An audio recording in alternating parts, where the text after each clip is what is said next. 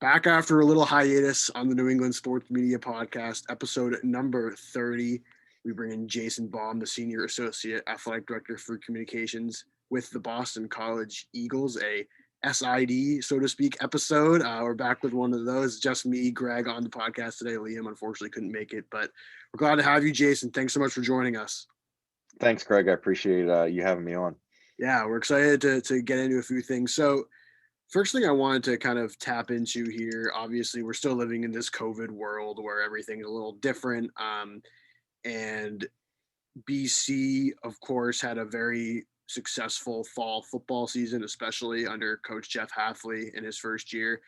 And I wanted to ask you, with that being the way it was, having a new coach and having a good season where the media attention was there, whether it was on Zoom or not. How did you go about having Coach Hafley and his other coaches and kind of build relationships with the local media when people couldn't come to practice? Well, yeah, that was, I'd say the relationship building part of it was probably the hardest one with not having them be able to come to practice. We probably had 5 spring practices before it was canceled. So the media, a couple of our locals were able to come in, during the spring and get a chance to see how practice was and how different kind of the vibe was surrounding the program. But yeah, once that ended, and the pandemic started, it's been everything on Zoom. So it's definitely hard, in that regard. But I do think, Jeff's really, done a nice job, I think, connecting with our locals, even on Zoom and creating an instant impact. I think it's harder for like the rest of our coaches because really, we didn't do a ton of stuff, just not enough time. So other than our coordinators, like it's kind of, that's probably the one we hope to get them out a little more as we go in the future, but it's been a challenge. Totally. So this past season under Halfway, obviously a successful one with a new coach. What was the media attention like this year for football? Was it? It seems like it was a little higher maybe than years past, but how was kind of the media attention that the program had? Yeah, so this was my 5th football season at Boston College. So it was definitely, I think the most local media interest that we had, along on a national scale. I do think the one thing that helped in terms of getting more local coverage was Zoom makes it easy. So we definitely saw an uptick in number of media attending our Zoom press conferences per se as to what it might have been in person. So it's probably definitely one thing. Hopefully, post pandemic, when everything's over, we'll probably still incorporate Yeah, Zoom I was gonna somehow. ask about that. Like, I mean, in terms of access and stuff like that, I'm sure it would be. I mean, you probably filmed the. I know you filmed the press conferences anyway, so you might as well toss them on Zoom and let someone ask a question if they're, from College Game Day and they're in Bristol or whatever. Um, so, have you thought about kind of what post-pandemic access is going to look like for media? What was it before? I know obviously you had a different coach, and I think sometimes the coaches might have a say in how if there's an open practice or open locker room or open position group or whatever. So, Sure. what do you think access is going to look like for? And it doesn't have to be for football too. I know basketball and hockey get attention too. So, what is kind of post-pandemic college athletics access going to look like? Do you think? I mean, it's always going to vary by team. Speaking specifically to football, yeah, we were going to have an open locker room for the media, and they would have been able to attend practice on Tuesday and Wednesday for like an hour. So obviously now, we're still kind of thinking things over. My guess is we'll probably be a mix of some in person and some Zoom. I don't know if the open locker room will be something we can get to in 2021. I do think hopefully when everything is quote unquote back to normal, that is something we would like to kind of do. But yeah, it all varies by coach. Jeff was going to have a really good access, and then it kind of it changed how we did things. But he talks on Sundays, Tuesdays, Wednesdays, and after the game, so 4 times a week. Which from my end, there's probably not a ton of coaches in the league that talk that often, but I think being in a pro market and have someone that's good with the media, it helps to get our voice out with Jeff as much as we can. Yeah, so I mean, that's another topic that I think is important to touch on is BC's obviously the Boston market, which is such a pro heavy market, and plenty of ACC schools are in college markets. Obviously Clemson and the like, but so how, what is your kind of approach with football in BC? And because I think a lot of the attention depends on how good the team is. Sure. So what are you pitching like feature stories to local media? Is there enough local media attention that they're doing it themselves? Like what's kind of the relationship like? Because it's probably extremely unique for a Power Five school to kind of be in this pro market where if you're great, you're right up there with the Red Sox and the Celtics. And if you're not, then you're below. Yeah, it's unique. In my career, I started at the University of Maryland, and then went to University of Central Florida in Orlando, and then I was at Rutgers. So I've worked in three markets that been pro dominant. So it's kind of helped me on that end. You need to have great access. Like that's when you're in a pro market. If you're gonna only say, oh, only we're talking one time a week, or not going to really make players available, like you're kind of cutting off your nose to spite your face. So yeah, it's definitely, I think, a mix of pitching ideas to locals, and then also, I mean, this year was just so weird that normally we'll take requests for like, okay, who do you guys want to talk to, and this year it was kind of more of like, hey, we're going to make these three guys available on Tuesday, these three on Wednesday.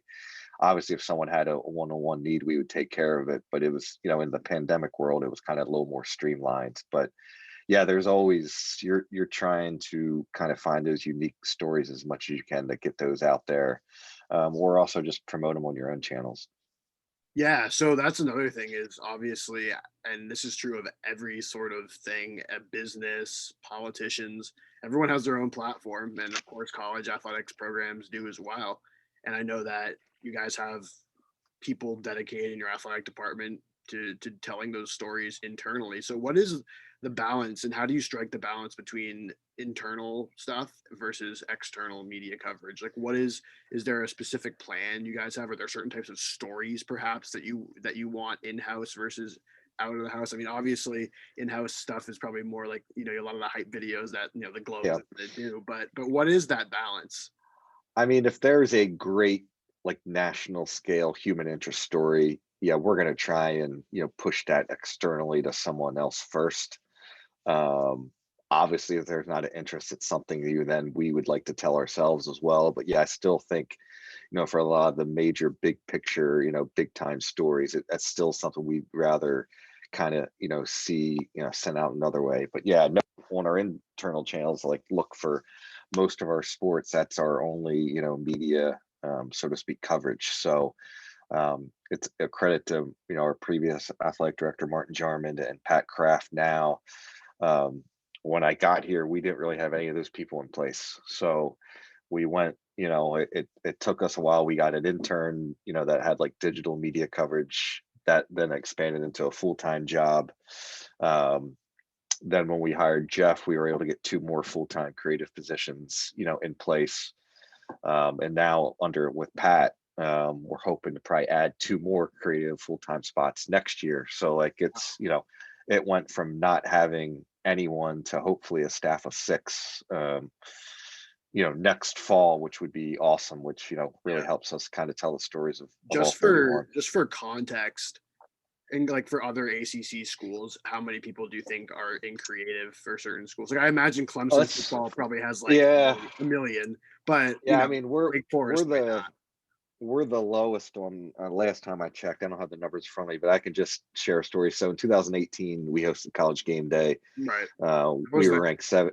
Well, yeah, cool. We were ranked 17th. Clemson was second. Primetime ABC game. Clemson brought, I want to say, like 15 creatives on their credential list for the game. We had two, a staff photographer and a video intern. So, I mean, yeah, it's, but that's fine. Like I get, we're not going to match up to everybody. I mean, but I'm very thankful now that BC's kind of made um, the jump into it, and given us the creative folks to kind of push out the content, because I do think the reception we've gotten from our fans and alums, and and student athletes especially, like they see the work that's going out there. So it's that's been cool to see. Totally. Yeah. I know. I mean, as a 2020 college grad, like the kids at BU or kids I know that play college sports, they love seeing videos of themselves and pictures of themselves, and so that's important for sure. And I noticed that in my own sort of just analysis of social media, that places are. It seemed like it was almost taboo to like tag the student athletes maybe a couple of years ago or whatever, but Yeah. now it's a lot more interactive, which I think is important. Is that something that you've kind of noticed or developed as well? Oh yeah, I mean, we have it on our forums to ask student athletes, are you okay with us tagging you? Because yeah, Oh, if it's up to us, we wanna tag them every time we can. I think one of our jobs is to kind of help, create and let them shape their brand as how they see it, and give them the tools to be successful. But yeah, obviously we want them to be able to build as big of a platform as they want. So um in football especially, like we've taken advantage of some of our student athletes that have wanted to do it themselves. So one sure. of our football players hosts a podcast, another two kind of jumped into that a little bit. So yeah, it's as much as we can to help get our student athletes out there, we definitely want to.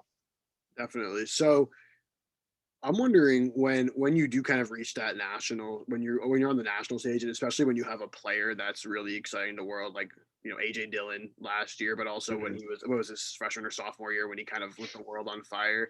mhm. What can you kind of explain for people what you and your team are doing during that time? Because there's obviously going to be a ton of stuff about AJ Dillon coming out from the BC things, whether it's for vote for him for this award or whatever. So what goes into a campaign like that?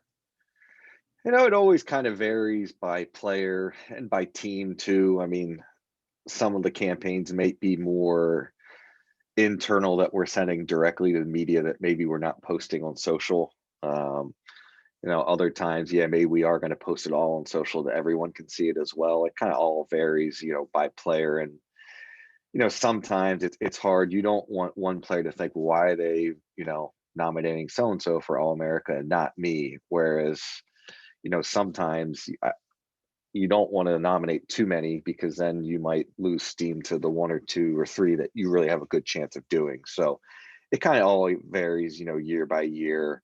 Obviously, we'll go into the season next year with some players that have had some All ACC accolades that are on the national stage. Obviously, with our quarterback Phil Dracovic, Zay Flowers at wide receiver. Like I think you'll see some. Obviously, they'll be at the center of some of the promotional materials we put out. Totally. What's I'm sure in your experience, like some student athletes and coaches have been more excited and willing to be a part of photo shoots or whatever Oh this yes. is. So like I'm curious for the student athletes that maybe they're just kind of shy or Mhm. tentative. Like, what do you say to them, or how does it work? I mean, it varies by position, but we had a captain here a couple years ago, that hated, doing media interviews. So like I took that in mind. Like I wasn't going to put him out there very often. Like luckily he wasn't at a position, like, look, if you're the quarterback, you got to talk at least once a week, probably twice a week. Like that's just, there's no way around it. There are other positions, like, do I think they need to talk every week? Probably not. So you kind of wait, you vary it out by each, student athlete, what they're comfortable with, what they're not. But yeah, I don't want to put someone out there all the time that's not comfortable doing it, unless, if it's a quarterback, it kind of comes with the territory. I joked with Phil that when the first time I met him, I was like, hey, I was like, if you're the guy, you'll probably be talking at least, twice a week. He totally understood and got it. Like that's just, it comes Mhm. with the territory. What kind of goes in? I'm curious, like from the outside, is there like a? I know that I'm sure there's some sort of media training for student athletes. What goes into that, and how does it work? Like, is it like a workshop in a classroom, or what is it? No, usually we probably present for, 20 to 30 minutes, kind of just going over different, media tips and techniques. And then a lot of it now is scaled to social media and branding, and kind of using their voice on the social media platforms the right way.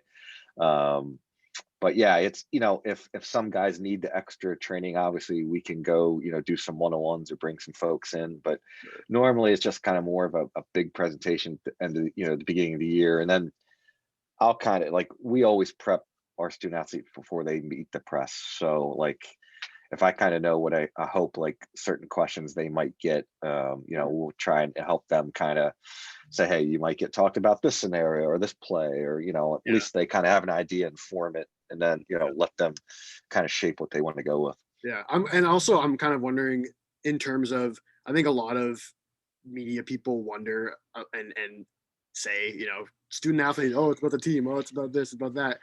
What's the, and it might not be a specific message, it might just be whatever they want, but how do you, what's the level of like encouraging them to, speak their opinion and say themselves, but also like not, be silly? Yeah, I mean, I think there's always a difference between being silly and showing personality, and maybe not airing out some things that Yeah, we want to keep behind closed doors, so to sure. speak. So, like at one of my previous institutions, we had an offensive lineman. He was an All-American, first round pick, and he was talking to the media this week, and he was going up against a guy that was like supposed to be another big time player. Mhm. And he's told me on the side, like, he's like, Joe Smith stinks. Like, I'm gonna dominate him on Saturday. And I was like, hey man, that's great. I was like, if you want to say that after the game, by all means, please go ahead.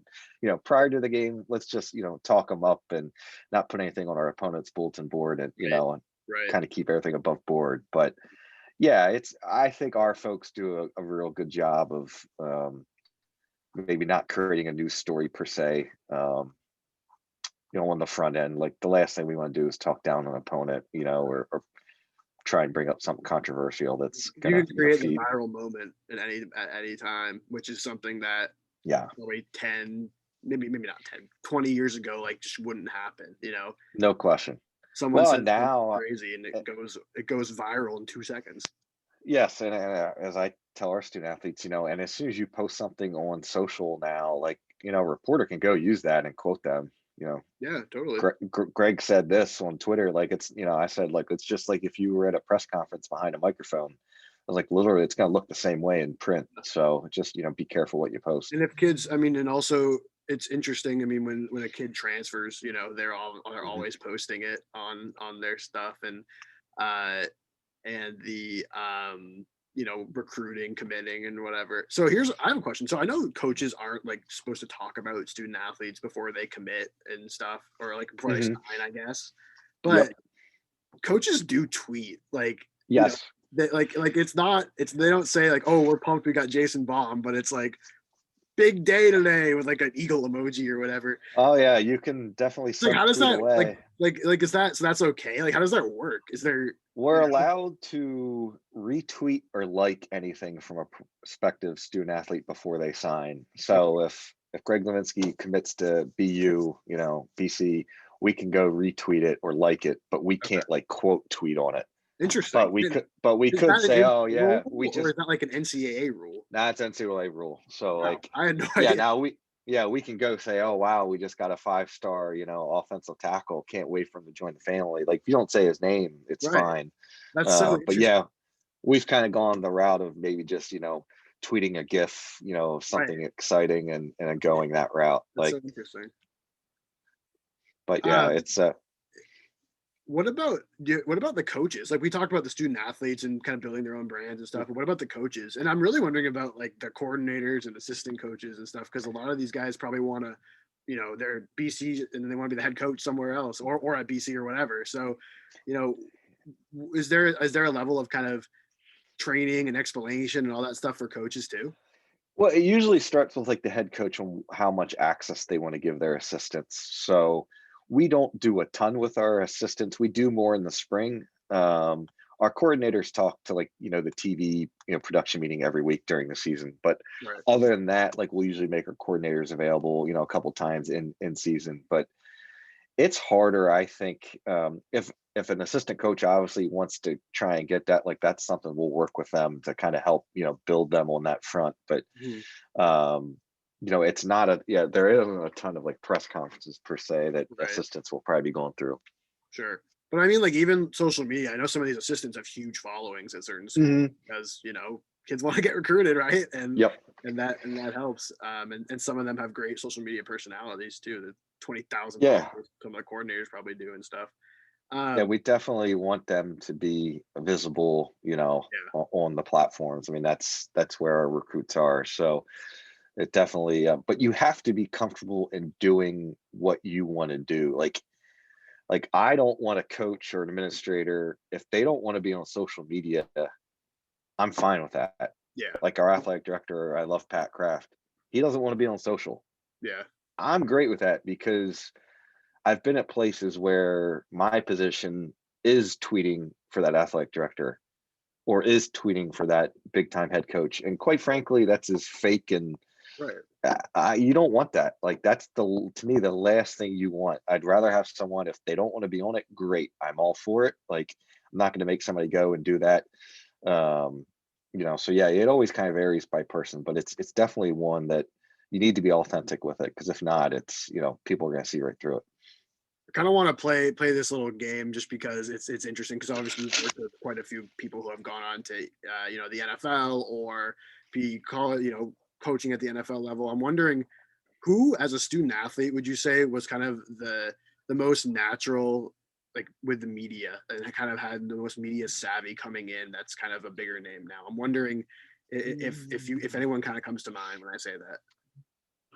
I mean, from the moment I met him, AJ Dillon was pretty smooth. Had a great media presence, right away. He's one guy that definitely jumps out for me on that end.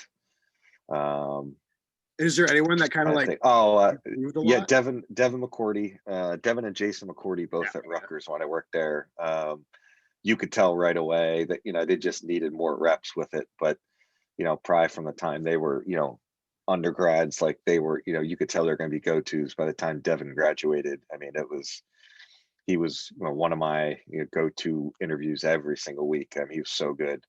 Um, Ray Rice was a guy at Rutgers that really came a long way in 3 years. Like he wasn't super comfortable with it at first, but by the time he left school early, he was a pro. So um, most of the guys at BC have been really pretty good about it. I mean, it's which makes my job a lot easier when they're kind of you more and less anything just trying to polish them and just get them reps to like things to look for. You just get mhm. comfortable with it because it's always everybody's different.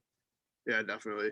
What about in terms of when guys are wherever I mean, even if they're not professional athletes, like if they're just doing something cool, in the world, how much do you keep tabs on these guys to kind of jump on to, or girls or whoever, kind of jump on when they're doing something cool? Like, do you really like have a list of people you're checking on, on their LinkedIn or Yeah, whatever? I mean, I try. So like I'm our football PR contact, so I try to follow all of our football players on social. I work with some other teams here at BC. I try to follow some of those student athletes too. I can't Yeah, follow it. Like I don't follow everyone because then it's like I'll never get anything done during the day. But right. yeah, I mean, look, Alec Lindstrom is our starting center, and he's been doing food reviews on Instagram, and like that's when I saw him doing that. I was like, oh shoot, we need to get him a podcast. Like to get him out more. So Right. like definitely seeing some of the things they do, it then helps kind of with story angles and pushing them out Yeah. and getting some eyeballs their way. Did you? I'm assuming. I mean, maybe I shouldn't assume. Did you travel? You probably did, right? Mhm. With football. I mean, Yep. I assume the travel party was probably much smaller than usual, though. Yeah, I mean, I don't know. We were probably down like 25 people on the plane Uh, compared to what we used to have. So yeah, like I know on my staff alone, like we only took one PR person. So normally we'd take two. mhm. We only took one last year and then like three creatives. So yeah, it was definitely it was a weird season, Yeah, spending it actually got more odd as the year went on when you went to places that had fans again or like yeah. limited fans. I bet. Yeah, it was a little strange. What was it like coordinating the, especially like the post game media availabilities? Because were you in the locker room? Like, how did that work? Yeah, I'd be in the locker room. Like normally I know who I would check with maybe a couple of our writers if there was anybody that jumped out, but usually I had a pretty good idea of like, who we were going to go with, and then, yeah, it's either myself or one of my staff would let them know, hey, you got to Zoom post game. So it would be And so Jeff, did you and just yeah, put it then we'd like bring in in a front of couple the of players. computer, like with a like, is that all it is? Yeah, we would set up, we'd have a room, like each school kind of has a room set up. We'd bring an Right. extra computer. Um, hopefully we usually just ask the school to put up like an ACC backdrop, so we didn't have to travel. Ours was kind of one Right. less thing we had to bring. Right. But yeah, it would be kind of hopefully near the locker room, and yeah, they'd come in and do a Zoom, kind of like this. It was, Yeah. yeah, it was a What new did experience. could they see the faces? Like, could like what did Yeah, okay, I was wondering about that because I think some of the I don't know if it's like NBA or something, like they can't see the faces and it must be kind of odd. yeah, no, they can see the faces. So, I mean, sometimes when there's like a ton of people and you obviously can't see everybody, but yeah, no, it's like we did try when we'd record it. Um, we'd keep it on speaker view. Ours highlighted, so like it would record better. So Right. yeah, like that was sometimes like they probably got to see everyone, but yeah, it was Mhm. it was a weird experience. Now, did any in the places where they had fans or kind of the states that were more had like less stringent rules, were any of the media allowed in any of the press conferences at all? No, it was everybody. It was like kind of a league wide policy. We were going Okay. to do everything virtually. So um, I mean, maybe it wasn't league wide. I shouldn't say that, but for us, yeah, we weren't. Everything we were going to do was going to be virtual. Yeah. So And then just the last thing is, what was it like running the press box during the COVID season? it was wild. I will give credit to Duke. So that was our first game. We were at Duke. They gave me my own box. So like I had my own suite. It was Mhm. awesome. Like windows opened, nobody else was in there. I was like, man, I could get used to this. But Right. like our home press box, it seats 80. We could only have 20 people in there. So they did give us like the president's box as well. So we had seating for up to 40 that usually took up 160 seats. So yeah, it was strange. I mean, there's no two ways around it. Most places we went on the road, it was pretty spaced out. That like it wasn't like it used to be where you just jam everybody in. Right. So Sure. yeah, it was like, well, I mean, one of the biggest disappointments for us, like we serve, chowder in the press box, and this year, like we just couldn't do it. So Chowder. hopefully, Chowder to go. hope I know, hopefully next year it's back to normal. Totally, totally. Well, thanks for doing this, Jason. Really appreciate it. It was good to get some insight on some of the stuff we talked about. So thanks again. No, my pleasure, Greg. Thanks for having me.